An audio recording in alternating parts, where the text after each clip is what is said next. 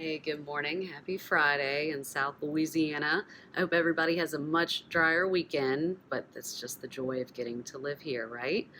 Anyways, onto the stock market for the week. So we're finally getting a nice rebound after kind of a sharp decline all really throughout May and even on Monday. But since then, we've locked in some pretty nice gains for the week. So hopefully, you're seeing that reflected in your portfolio or retirement accounts.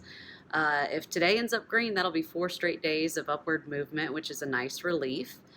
Quick snapshot of the major indexes that we follow, and most people do. The Dow Jones Industrial is up close to 1.15%. S&P 500 is like 1.2%, and the Nasdaq's up 1.5%. We did have a big jobs report that came in this morning.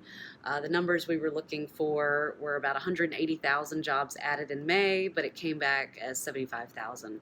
So a bit weaker numbers. The jobs that kind of led the way, though, in the bright spot, is we saw healthcare, computer and digital services, or design, excuse me, and construction and the food service industry leading the way in the job market. On the decline side, we saw the government and retail jobs kind of shaking things up on the negative side. Something to think about with the jobs report is that since it did not come back as healthy as we wanted, this could indicate that the Federal Reserve will be cutting rates or loosening up their policy.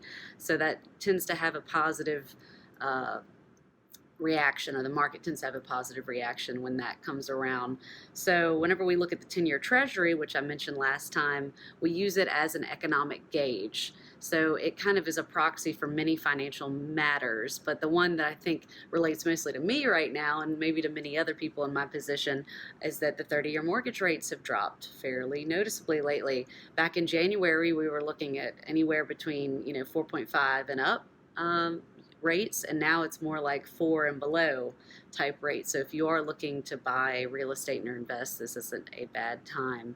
So all in all, this is a nice week. We'll take what we can get, and just keep your eyes open for good opportunities, good buying opportunities, but always stay cautionary because the market can move very quickly. So with that being said, have a good weekend, and I will see you next week. Thanks.